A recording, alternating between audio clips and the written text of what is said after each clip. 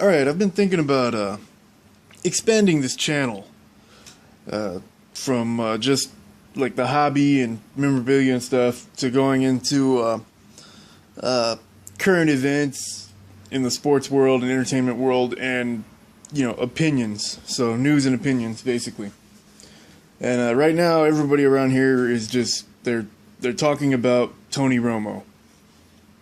He didn't actually say the words retired, but everybody else is, confirming it. So he's leaving the Cowboys, he's leaving the NFL, and he's going to be a broadcaster for CBS. Now, growing up, I used to be a big Cowboys fan, and I remember when they signed Tony Romo. I remember his rookie year.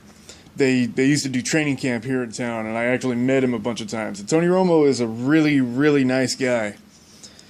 And I've gotten his autograph a ton of times. And when he was a rookie, I could tell that he was going to be something special eventually. And he was third string at the time. It took him a few years. I think he was on the roster for 3 or maybe 4 years. I think he was he signed in like 2003, and he didn't get to play till 2006, so about 3 years. He was third string quarterback up till 2006. He would hold the ball on extra point attempts and field goal attempts, and that's what he was doing all year. And then there were some injuries, and he took over as a starter, and he took the team, the NFL, by storm. And he was still holding kicks all year, even while he was the starter. They don't usually make the starter hold kicks, but he kept doing it because that's what he'd been doing all year and the couple years before that. Then they get to their first playoff game in like 10 years or whatever it had been, and it's a really close game. They got a chance to win. They're going to kick a field goal for the win. So of course Tony's out there to hold the ball, and he drops it, and they lose the game. He'd been holding kicks all year, and he dropped the only one that mattered. And, I mean, of course I felt bad for him. I was a fan at the time, but that was just a sign of things to come.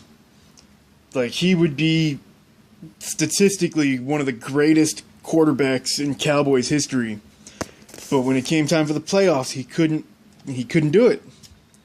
And then, he kept choking in the playoffs, and then he started suffering injuries and stuff. Injury setbacks. And, that eventually paved the way for Dak Prescott to take over.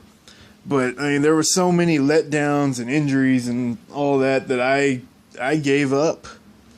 I can't call myself a Cowboys fan anymore. And I'm really not a fan of any team in particular. I'm just a sports fan in general. Well, the only team that I'm actually a fan of is the Spurs in the NBA. So, Tony Romo retiring, it's good news and bad news, because I don't really care anymore. But I've met him a couple of times, so as much as I hated seeing him play, he was always a really good, really nice guy, a really class act. So it was hard for me to hate on him, but I still did. And just from my experiences with him and seeing him on the sidelines in interviews and stuff, he's going to be a really good commentator for CBS. It's almost unfortunate, though, because I was actually really looking forward to seeing what he could do in Houston.